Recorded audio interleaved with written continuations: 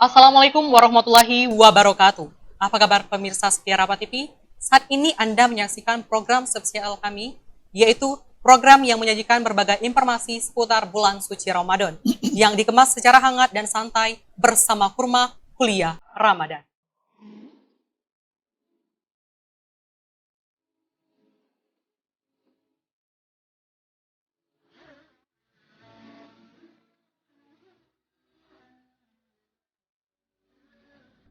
Pemirsa, pada kuliah Ramadan hari ini, saya, Nanda Sepriansa, akan berbincang seputar tema puasa sebagai amalan yang tidak terbatas pahalanya. Tentunya bersama narasumber kita pada hari ini, yaitu Bapak Dr. Abdul Razak MA yang sempat hadir pada hari ini. Kami ucapkan terima kasih Bapak. Baiklah, yang sangat kami hormati kepada Bapak Abdul Razak MA, seluruh dosen Fakultas Dakwah dan Komunikasi UIN Raden Patah Palembang. Pemirsa telah hadir bersama kita orang yang sangat sudah familiar di UIN Raden Patah Palembang ini dari Fakultas Dakwah dan Komunikasi yang akan memberikan kita sebuah informasi mengenai tema kita pada hari ini. Baiklah, Assalamualaikum warahmatullahi wabarakatuh Bapak dan selamat pagi. Baik, sebelumnya terima kasih kami ucapkan yang sebesar-besarnya karena Bapak telah berkenan hadir untuk dalam program kita pada hari ini dan kami ucapkan secara sebesar-besarnya terima kasih. Baik, untuk syukur Alhamdulillah dalam keadaan baik ya Bapak. Alhamdulillah. Ya Alhamdulillah. Semoga kita senantiasa dalam dilindungan oleh Allah Subhanahu Wa Taala dimanapun kita berada. Amin ya Rabbal Alamin. Baiklah Bapak, sebelum kita membahas tentang tema kita pada hari ini, ada kalanya kita akan berbincang-bincang terlebih dahulu nih Pak tentang mulai dari keseharian Bapak sebagai dosen UIN Raden Patah Palembang kita pada hari ini. Bisa dijelaskan Bapak apa saja aktivitas Bapak selain sebagai dosen Fakultas Dakwah dan Komunikasi Universitas Raden Patah Palembang ini? Baik, Assalamualaikum warahmatullahi wabarakatuh. Kalau aktivitas selain sebagai dosen, kesibukan mengajar, walaupun baru mengajarnya pekan ini ya, offline. Sebelum ini kita mengajar yang online, tetapi kesibukan sebagai dai, kebetulan saya diamani sebagai Ketua Ikatan Dai Indonesia, pengurus wilayah Sumatera Selatan, itu tetap jalan. Kegiatan yang lain, ceramah, baik yang offline maupun online. Kalau ceramah ini, kalau yang online, alhamdulillah juga tidak sedikit walaupun corona ya. Ada dari Jakarta kadang-kadang, instansi seperti Bea Cukai, bank kemarin bank syariah, ada juga dari Brunei, Darussalam ya. Biasanya mereka punya jadwal 3 kali dalam sebulan. Oh, Alhamdulillah. Ya. Bapak.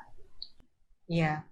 Baik Bapak, terima kasih yang telah menyampaikan kegiatan sehari-harinya. Semoga Bapak selalu diberikan kesehatan, Amin, kesehatan serta pelindungan dari Allah Subhanahu Wa Taala dalam menjalankan program seperti melaksanakan dai dimanapun Bapak berada, yang dimana kita hari ini dalam situasi pandemi pada saat ini yang tidak ada hentinya ya Bapak, dan itu tidak memberhentikan Bapak untuk berdakwah bagaimanapun caranya. Kalau tidak dilakukan secara bertemu langsung, Bapak mempunyai ide untuk dilakukan secara online.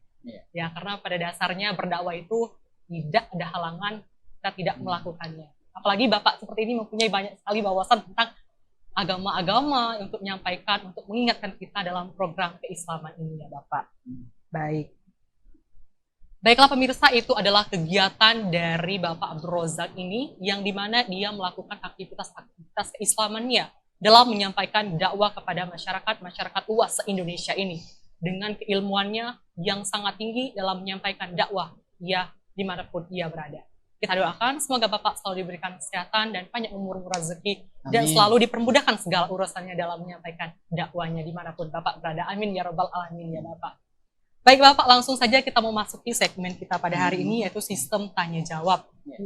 Baik, untuk pertanyaan yang pertama mengenai tema kita pada hari ini, yaitu apa saja sih Pak persiapan yang harus kita lakukan pada Ramadan ini, yang dimana kita sebentar lagi akan menyambut bulan suci Ramadan ini. Baik, terima kasih. Sebelum masuk kepada tema utama, yaitu tentang pahala yang tidak terbatas dari ibadah puasa itu sendiri, saya ingin menyampaikan pertama pentingnya kita kembali memahami, ya, karena banyak di antara teman-teman kita, saudara-saudara kita yang masih mengamalkan contoh doa yang dianggap bukan dari Rasulullah, maaf, bukan dari Rasulullah, hadisnya itu dikategorikan sebagai hadis yang mungkar. Contohnya begini, Allahumma barik lana fi Sya'ban wa barik lana fi Rajab wa fi Sya'ban wa barik lana fi Ramadan. Nah, itu kan masyhur ya, banyak sekali ya, tentang doa-doa seperti itu. Atau matan yang lain dalam juga riwayat hadis Tabrani sebenarnya ada riwayatannya. Allahumma barik lana fi Rajab wa Sya'ban wa ballighna Ramadan. Nah, ternyata ya, mungkin ya, host, doa ini dikategorikan oleh ulama hadisnya sebagai hadis mungkar. Ya.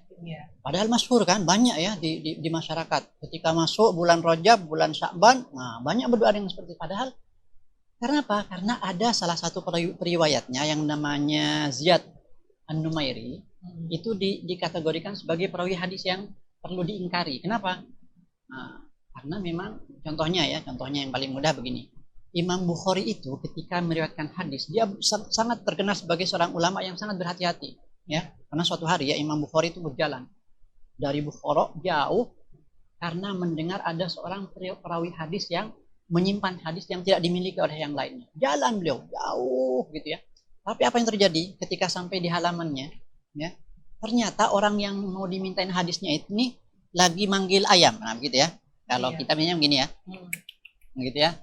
Nah, begitu sampai deket ayamnya, bukan dikasih makan tapi malah ditangkap. Nah, balik tidak jadi Imam Bukhari mengambil hadis dari orang ini. Ditanya oleh tetangganya, kenapa tidak jadi mengambil hadis? Dengan ayam saja dia berbohong. Bagaimana dengan hadis Rasulullah? Coba. Hati-hatian seorang Imam Bukhari. Mengapa kemudian beliau juga mengingkari hadis ini? Padahal kata Imam Bukhari banyak hadis-hadis yang ma'thur dari Rasulullah. Ya, saya dapatkan contohnya ya. Doa yang ma'thur ya. Allahumma ahillahu alaina bil yumni wal iman wassalamah wal islah rabbi wa rabbuka. Ya Allah, condongkanlah hatiku kepada kebaikan, iman, keselamatan, Islam. Tuhanku dan Tuhanmu adalah Allah. Itu contoh yang kita diajarkan oleh Rasulullah, memperbanyaknya selama di bulan. Terkait dengan i'dad tadi, ya, mungkin bahasa yang ini ada 4 i'dad sebenarnya yang mudah. Ya, ada 4 i'dad. Yang pertama i'dad jasadi. Ya, persiapan kita yang ini, karena puasa Ramadan ini puasa perlu yang kepada apa ya, jasad yang sehat ya, sebagaimana kata Rasulullah, al-mu'minul qawiyyu khairun wa ahabbu ilallah minal mu'minid dha'if. Ya, mukmin yang kuat lebih baik dan lebih dicintai oleh Allah daripada mukmin yang lemah. Artinya apa? Puasa Ramadan samalah seperti ibadah haji, perlu kepada fisik yang prima, yang bagus. Alangkah sayangnya ketika Ramadan datang, tiba-tiba kita jatuh sakit, padahal fadilahnya besar. Memang boleh ada uzur gitu ya, tapi sayang karena ketidaksiapan fisik kita sehingga kita tidak mempersiapkan dengan baik dan benar dan tidak bisa menikmati indahnya berpuasa di bulan Ramadan. Itu ya, ada jasadi. Jadi apa? Perlu fisik yang baik, diberi makan yang sehat, perlu riyadhah, olahraga sehingga fisik kita sehat. Nah, gitu ya. Ini yang pertama. Yang kedua, i'dad akli. I'dad akli adalah persiapan pemahaman. Kita banyak ya, salah satunya seperti ini ya, mengadakan tarhib Ramadan, kita membuka lagi kitab-kitab fikih agar pemahaman kita tentang puasa terbarui lagi dan diingatkan lagi. Berapa banyak kata Nabi, kam min shaimin laisa lahu min siyamihi illa al-ju' wal 'atash. Berapa banyak orang yang berpuasa tidak dapat apa-apa dari puasanya kecuali lapar dan dahaga. Kenapa? Bisa jadi dia selama berpuasa karena ketidaktahuannya melanggar apa yang akan menjadi pembatal atau perusak pahala puasanya. Berghibah contohnya. Ngomong ke wong, kata Bang Palembang, ngomongin temen, ngomongin dosen, ngomongin tetangga, itu ya, habis pahala puasanya gitu ya. Nah, itu artinya apa? Kita perlu kepada i'dad akli, pemahaman kembali sehingga kita tahu apa sih yang akan merusak pahala puasa kita. Contohnya kalau kita kan main gaplek di malam hari, main gaplek di siang hari, nunggu beduk alasannya, amalan sia-sia ya. Nah, yang ketiga adalah i'dad ruhiyah. Apa i'dad ruhiyah? Ini berkaitan dengan tema kita nanti. Ya, nanti kita bahas. Apa penyiapan mental kita, hati kita. Apa ada yang harus dibersihkan dan semacamnya. Nah, yang keempat adalah i'dad mali. I'dad mali adalah persiapan harta. Kita mempersiapkan harta yang terbaik. Karena Rasulullah adalah orang yang pemurah, kata Aisyah. Tapi begitu masuk di bulan Ramadan, Masya Allah, lebih pemurah lagi. Kita mempersiapkan harta terbaik untuk zakat, infak, sedekah, wakaf. Karena dilipat gandakan pahala-pahala itu. Itu ya mungkin ya. Baik, alhamdulillah itu adalah seputar tentang awal menyambut bulan Ramadan kita pada akan datang. Baik, untuk pertanyaan selanjutnya yaitu masih dalam topik bulan Ramadan ini ya Bapak. Yang pertanyaan yang selanjutnya itu mengenai apa saja sih keistimewaan kita berpuasa di bulan Ramadan ini? Bisa Bapak jelaskan? Ya. Tentang keistimewaannya banyak sekali ya. Ya, bahwa Ramadan dikatakan sebagai bulan yang di dalamnya dari kata Ramadan itu dibakarnya pahala-pahala kita. Bulan pengampunan. Bayangkan selama setahun penuh kita beraktivitas. Kemudian Allah menyediakan selama sebulan penuh ini adalah bulan yang di dalamnya kita disediakan penuh dengan ampunan dari dosa-dosa kita. Makanya ada salah satu doa yang khusus banyak diamalkan di bulan Ramadan yang fungsinya itu bukan beda dengan istighfar-istighfar yang lain ya. Kalau istighfar lain astagfirullah, sayyidul istighfar, memang diampuni. Tapi kelak di akhirat dosa-dosa kita ketika ditampakkan amalan itu akan tetap kelihatan gitu ya. Iya, tapi ada satu amalan yang baca yang istighfar yang diajarkan selama bulan Ramadan apa itu? Ketika kita habis tarawih misalnya. Ingat tidak doanya ya? Ketika kita tarawih maka Allahumma a'inni ala dzikrika wa syukrika wa husni ibadat.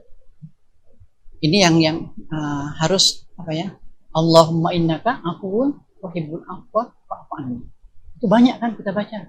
Ternyata fadilahnya dari doa ini ya, ketika kita diampuni dosa kita, tetapi juga Allah akan menutup lembaran-lembaran sehingga tidak akan dilihat oleh orang lain. Itu salah satu fadilahnya dari doa ya, istighfar. Ya, itu keutamaan. Ya. Baiklah pemirsa, itu adalah salah satu keutamaan dalam menyambut bulan suci Ramadan ini. Kalian harus mempersiapkan diri sebaik mungkin untuk menyambut amal-amal yang Allah berikan pada bulan Ramadan ini. Karena bulan Ramadan ini adalah bulan yang penuh barokah dan Allah Maha Pengampun, yang dimana Allah memberikan segala pahala-pahala yang dilipat gandakan dan Allah menghapus dosa-dosa kita pada bulan Ramadan ini. Semoga pada bulan Ramadan ini kita senantiasa selalu bertakwa kepada Allah dan menjalankan kewajiban kita dan menjauhi seluruh larangannya. Amin ya robbal alamin. Amin. Baik, untuk pertanyaan selanjutnya ya Bapak, mengenai topik kita pada hari ini, yaitu puasa itu dikatakan sebagai amalan yang tidak terbatas pahalanya. Nah, mungkin bisa Bapak jelaskan dari maksud itu. Ya, baik. Pemirsa sekalian, Rafa TV, pemirsa Rafa TV yang dirahmati Allah, ada 3 amalan. Ya. Ada 3 amalan yang begitu nanti kelak, salah satu amalin, ya, salah satu amalin ada 3 amalan liizmatiha karena keagungannya. Begitu diletakkan di mizan 3 amalan ini tidak tertahan, tidak tertanggung, akan betul-betul memberatkan bagi orang-orang yang mengamalkannya. Apa saja salah satunya? Yang pertama adalah al-afu anin nas. Ini terkait dengan persiapan ruhiyah tadi. Yeah. Al-afu anin nas, memaafkan manusia adalah amalan yang tidak terbatas. Mana dalilnya? Sebab kalau kita membicarakan sesuatu hukum itu ya, ini harus ada dalilnya. Kalau tidak seperti omongan di warung kopi. Iya, benar sekali. Ya. Jadi silakan buka nanti di Quran surah Asy-Syura ayat ke-40. A'udzubillahi minasyaitonirrajim. Bismillahirrahmanirrahim. Wa jazaa'u sayyi'atin sayyi'atun mithluha. Faman afa wa aslaha fa ajruhu 'ala Allah. Ini coba. Balasan suatu keburukan adalah keburukan yang setimpal, kata Allah dalam Al-Qur'an. Faman afa wa aslaha, barang siapa yang memaafkan kemudian dia berbuat baik, fa ajruhu 'ala Allah. Maka balasannya adalah atas tanggungan Allah. Coba. Ini perhatikan ya. Amalan memaafkan ini adalah mudah diucapkan, tapi berat untuk dikerjakan. Apalagi kalau kita sudah punya sakit hati, dendam. Coba pejamkan mata sebentar, 1, 2, 3 menit. Pasti akan ada saja orang yang tidak siap untuk kita maafkan. Padahal kata Allah dalam Quran surah Syura ini, ayat 40 ini adalah amalan yang tidak terbatas pahalanya. Ya. Namun sinilah ujiannya. Siapa di antara kita yang siap untuk menjadi orang-orang yang mudah memaafkan orang lain? Dalam kita bermuamalah pasti ada ujiannya, berteman, bertetangga, ya kan? Ada saja. Dengan hubungan keluarga saja, ada anak yang tidak siap memaafkan orang tuanya, ada orang tua yang benci dengan anaknya, ipar dengan ipar, dengan menantu dengan mertua. Coba, itulah ujiannya. Makanya kata Allah dalam Al-Quran, ahasiban nasu ayyutraku ayyakulu amanna wa hum la yuftanun. Apakah manusia diibaratkan berkata kami beriman sedangkan mereka belum diuji? Artinya apa? Hidup kita akan penuh dengan ujian. Ujian dalam salah satunya adalah ujian dalam hubungan antar sama manusia. Akan ada saling benci, akan ada saling gesekan. Dan kemudian tidak siap untuk menjadi orang yang mudah memaafkan. Siapa yang rugi? Dia sendiri. Coba, ya. Nih, dalam ayat ini dibolehkan sebenarnya bagi kita yang pendendam, pemarah. Boleh balas dendam, coba. Wa jaza'u sayyi'atin sayyi'atun mithluha. Balasan suatu keburukan adalah keburukan yang setimpal. Dalam hukum qisas di dunia boleh. Pukul dengan pukul, tendang dengan tendang, bahkan kital, pembunuhan boleh dengan dibunuh, boleh. Tapi apa yang didapat? Hanya rasa puas saja. Ya kan? Kalau kita merasa dizalimi lantas kita balas, onjok juga, puas sudah. Padahal andaikan kita mempunyai pilihan yang ayat berikutnya, ya, yang jelaskan, faman afa wa aslaha fa ajruhu 'ala Allah. Barang siapa yang memaafkan dan kemudian dia justru berbuat baik, maka pahalanya atas tanggungan Allah, tidak terbatas. Di akhirat pun demikian ya. Boleh.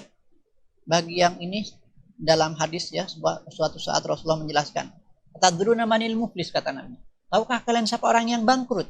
Kata Nabi, orang yang bangkrut kelak di akhirat adalah ketika dia melaporkan amal-amalnya selama di dunia. Ya Allah, ini pahala sholat saya, ini pahala sedekah saya, ini zakat saya, haji saya. Tiba-tiba kata Nabi, datanglah teman-temannya, koleganya, tetangganya di dunia yang pernah dizalimi, nuntut semua di hadapan Allah. Ya Allah, di dunia dia pernah bergibah, hancur nama baik saya, berikan pahala sholat untuk dia. Ada yang pernah fitnah, ganti dengan kebaikan yang lain. Ada hutang tidak terbayar, maka dalam kitab Bulughul Maram, Rasulullah pernah tidak mau menyelatkan seorang sahabat yang masih punya hutang 2 dirham. Hati-hati ini, ya. Yang dulu di SMA misalnya, makan gorengan 5, bayar 3, ngakunya 3. Bayar, ganti, nanti dihisap suruh ganti, bingung. Ya, nyuri sendal di masjid, bingung nanti di akhirat nyari toko sendal. Kenapa? Muamalah ma'anas yang tidak selesai. Boleh saling menuntut. Sehingga kata Nabi, ketika tabung amal orang yang mengadukan pahala-pahala yang tadi sudah habis, tapi yang nuntut masih berdatangan, maka dosa yang nuntut tadi timpakan ke dia. Wada'al muflis. Ini dia orang yang bangkrut. Boleh, silahkan saling menuntut di hadapan Allah atas kezaliman di masa lalu. Tapi poin kita hari ini adalah poin memaafkan. Ada sebuah riwayat yang indah ya. Dalam riwayat Al-Hakim. Suatu saat kata Nabi, suatu saat Rasulullah lagi kumpul dengan para sahabat. Lantas Rasulullah tersenyum. Ma yubkika ya Rasulullah, kata Umar bin Khattab. Apa yang membuat Anda tertawa ya Rasulullah? Saya baru diciptakan oleh Jibril. Kelak di akhirat akan ada 2 orang yang bersimpuh di hadapan Allah. Ya, saling mengadukan, ya Allah, berikan pahala dia untukku atas kezaliman di masa lalu, kata yang nuntut tadi. Lantas kata Allah, bagaimana akan diberikan pahala? Sedangkan orang yang kamu tuntut ini, yang di sampingmu ini, dia sudah tidak punya tabung amal, kata Allah. Kalau begitu ya Allah, biarlah dosa saya ditanggung, dipikul olehnya. Maka Rasulullah ketika menyampaikan ini sampai berkaca-kaca. Ingat kata Nabi, sungguh hari itu adalah hari yang mencekam. Setiap orang akan mencari siapa yang bisa memikul dosa-dosanya. Namun kemudian kata Nabi, Allah menampakkan baitan fil jannah, sebuah istana yang indah di surga. Lantas orang yang menuntut tadi nanya kepada Allah, ya Allah, rumah yang indah itu yang bertatakan emas, intan, berlian itu untuk siapa ya Allah? Untuk Nabi yang mana? Untuk syuhada yang mana? Siddiq yang mana? Orang-orang jujur yang mana? Engkau pun bisa membayarnya, kata Allah. Membayar harganya. Dengan apa ya Allah? Dengan memaafkan orang yang ada di sampingmu. Kalau demikian ya Allah, saya sudah memaafkannya. Mending, kata dia, mending saya maafkan dan dapat rumah yang indah dibanding saya nuntut yang tidak seberapa. Saking Allah menjanjikan pahala yang besar bagi orang yang mau memaafkan orang lain. Tapi ingat, ini juga tidak mudah. Perlu kepada mujahadah. Aku perlu rehat dulu. Atau langsung saja. Baik. Yang kedua, amalan yang kedua yang tidak terbatas adalah as-sabr. Ya. As-sabru lam yuhaddid al-ajal. Sabar tidak terbatas pahala. Ya, silakan nanti dibuka Quran surah Zumar ayat ke-10. A'udzubillahi minasyaitonirrajim. Innama yuwaffas sabirun ajruhum bighairi hisab. Sesungguhnya Allah menyempurnakan bagi orang-orang yang sabar pahala yang tidak. Ini amalan yang kedua.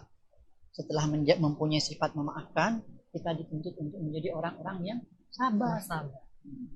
Mudah juga kan diucapkan kan? Nah, tapi amalannya juga susah. Coba contoh yang paling mudah, orang lagi sakit gigi. Temennya mudah ngomong sabar, sabar. Yang sakit gigi pengen lempar radio gitu kan? Benar sekali. Itulah contoh bagaimana betapa mudahnya, tapi diteorikan. Tapi masya Allah, ya, betapa beratnya menjadi orang yang sabar di dunia ini, ya. Makanya rahasianya ya, kelak di akhirat, ketika kita sudah najah, ya, kita diangkat oleh Allah, sukses menjadi penghuni surga, apa ungkapan malaikat pertama kali? Salamun bima sobartum, selamat kalian karena kalian sudah menjadi orang yang sabar selama di dunia. Kenapa? Banyak umat-umat yang lain tidak bisa bersabar, ya kan? Iya. Kita alhamdulillah kita punya beban hidup. Coba kalau tanya teman-temannya, Nanda, ada yang tidak punya masalah. Kalau ada yang berani ngangkat tangan, saya tidak punya masalah, berarti bisa dinobatkan manusia paling bahagia sedunia. Karena itu, iya, impossible kata wong sekayu. Tidak mungkin gitu kan? Iya. Setiap orang punya masalahnya masing-masing, punya beban hidup, obatnya sabar. Ya. Karena kata Allah, ahasiban nasu ayyutraku ayyakulu amanna wa hum la yuftanun. Apakah manusia dibiarkan berkata kami beriman sedangkan mereka belum diuji? Iman pun akan diuji, hidupnya akan diuji. Am hasibatum an tadkhulul jannah walamma ya'tikum mathalul ladzina khalau min qablikum massathumul ba'sa wad-dharra wa zulzilu hatta yaqula ar-rasul wal ladzina amanu ma'ahu mata nasrullah. Coba.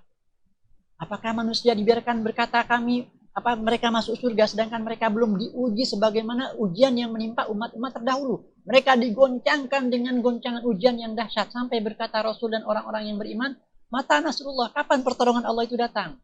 Ketahuilah sesungguhnya pertolongan Allah itu dekat. Coba, Nabi, orang-orang beriman, kita semuanya akan diuji dengan Allah. Hidup kita akan penuh dengan ujian. Obatnya sabar. Ya kan? Sabar dalam ketaatan. Contohnya kita lagi ngantuk-ngantuk, datang adzan subuh. Sabar, bangun. Kalau tidak, Allah tidak akan beri pertolongan dalam hidupnya. Ya kan? Nih, contoh mahasiswa-mahasiswa ya, yang sering sholatnya bolong-bolong, terutama sholat subuh. Kalau ingin ditolong, dimudahkan oleh Allah, jaga sholat subuhnya, berangkat ke masjid, itu sabar dalam ketaatan. Sabar untuk tidak bermaksiat. Allah larang maksiat. Jangan nonton yang film-film yang tidak baik, pornografi dan semacamnya. Sabar. Itu contoh untuk tidak bermaksiat kepada perintah-perintah Allah. Sabar untuk tidak pacaran, karena kata Allah, wala taqrabuz zina. Sabar untuk tidak bermaksiat. Contoh sabar yang lain apa? Sabar di dalam penyakit. Ya kan? Dikenain penyakit sedikit, demam sedikit, tidak sholat. Nanti ditanya oleh Allah. Sebab apa? Allah sudah memberi contoh di dalam Al-Quran. Ada seorang nabi yang kena penyakit parah sekali. Sampai seluruh tubuhnya bernanah, koreng, berulat. Sampai dia mohon kepada Allah. Ya Allah, jangan kau kenakan penyakitku ini kepada bibir dan hatiku agar aku tetap bisa sholat dan tetap bisa berzikir kepadamu. Coba. Busuk, dia usir dari kampungnya. Maka tapi Nabi Ayub tetap sholat, sabar. Maka ketika ada seorang hamba lantas tidak sholat gara-gara ditimpa suatu penyakit ujian, lantas dia sholat, apakah penyakitmu lebih parah dari hambaku Ayub? Ada mahasiswa yang sok sibuk, lantas tidak sholat, sholatnya bolong-bolong. Apakah sibukmu lebih sibuk dari hambaku Sulaiman? Dia raja segala makhluk, sampai jin dan angin bisa diperintah, sibuk. Tapi dia tetap sholat, tetap taat. Itulah kesabaran dalam ketaatan. Dalam hidup kita pun akan penuh dengan ujiannya. Maka kita menjadi orang-orang yang sabar. Fa'ajruhu bighairi hisab. Pahalanya tidak berbatas di sisi Allah. Itulah rahasianya. Malaikat-malaikat akan berkata, salamun bima sabartum. Selamat karena kalian sudah menjalani hidup di dunia dengan penuh dengan kesabaran. Karena berat. Umat lain tidak punya konsep ini. Banyak kan? Coba di dunia ini ada 2 negara. Bisa jadi negara ini sukses secara material. Tapi penduduknya saking stres sedikit, banyak yang bunuh diri. Iya kan? Ada tahun aneh sensusnya. Ya, ada 2 negara di dunia ini. Ya, ini intermezzo aja ya. penduduknya banyak bunuh diri. Setelah dikalkulasi bisa terjadi dalam hitungan menit. Ada yang geletak jatuh dari lantai atas, nabrak tren kereta api yang lagi kencang, banyak gelimpangan. Maka suatu saat sama wali kotanya disediakan tempat khusus lokalisasi untuk bunuh diri. Nah, biar tidak geletak sembarangan. Daripada pening, gotong-gotong gitu ya, akhirnya disediakan khusus tempat untuk bunuh diri. Bunuh diri. Ada kejadian menarik unik nih. Satu hari ada orang mau bunuh diri. Dia diam nunggu waktunya. Tempat itu kan dibuka jam-jam tertentu. Misalnya cuma 2 jam dalam sehari. Duduk dia nunggu. Coba. Datanglah seorang muslim lewat. Kamu lagi ngapain di sini? Saya mau bunuh diri. Mau ikut saya sebentar tidak? Maunya mau dikasih nasihat gitu ya, mau dikasih motivasi. Nanti lewat jam bunuh dirinya. Hah? Kalau kamu nanti merasa rugi dan terlewat jam bunuh diri kamu, saya ganti berapa kerugiannya. Baik, katanya. Ikut dia. Dibawa ke masjid. Karena dia bukan non-muslim, disuruh nunggu di depan masjid. Dengar suara orang baca Quran. Tidur dia. Nyenyak. Sampai terlewat waktu bunuh dirinya. Begitu dibangun, kaget. Apa yang terjadi? Di mana saya ini? Kamu di masjid, kata Ustaz orang tadi. Saya harus bayar berapa gara-gara kamu tidak jadi bunuh diri? Tidak jadi, kata dia. Saya mau bunuh diri gara-gara 3 hari tidak bisa tidur. Dan sampai di tempat ini baru duduk sebentar sudah tertidur. Jadi tidak jadi bunuh diri. Wah, nah, itu beritanya viral. Ya, sampai viral sama wali kotanya. Setiap orang mau bunuh diri dibangunkan di tempat bunuh diri tadi, di dekatnya dibangunkan musola. Siapa yang mau bunuh diri, konsultasi dulu dengan ustadz ini. Akhirnya banyak yang tidak jadi bunuh diri. Banyak yang dapat hidayah. Masya Allah. Itu contoh bagaimana konsep sabar yang dimiliki adalah sebuah mutiara. Tapi memang tidak mudah ya. Iya, mujahadah. Mungkin itu. Baru setelah ini sesi berikutnya kita bahas intinya tentang puasa. Ya. Baiklah pemirsa, banyak sekali keutamaan-keutamaan pada bulan suci Ramadan ini. Yang pertama kita untuk saling memaafkan dan saling bertakwa kepada Allah Subhanahu wa taala dan saling sabar dimanapun kita berada. Baiklah pemirsa, sebelum membahas lebih dalam lagi perbincangan mengenai tema kita pada hari ini, kami akan jeda sejenak dan segera kembali lagi untuk berbincang-bincang seputar tema ini. Jangan kemana-mana, tetap bersama kami dalam Kurma Kuliah Ramadan.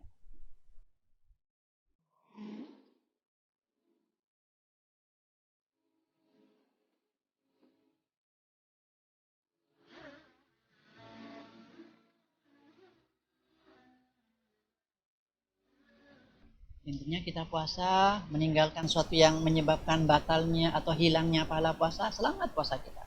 Di malam hari, qiyam. Man qama ramadhana imanan wa ihtisaban, ghufira lahu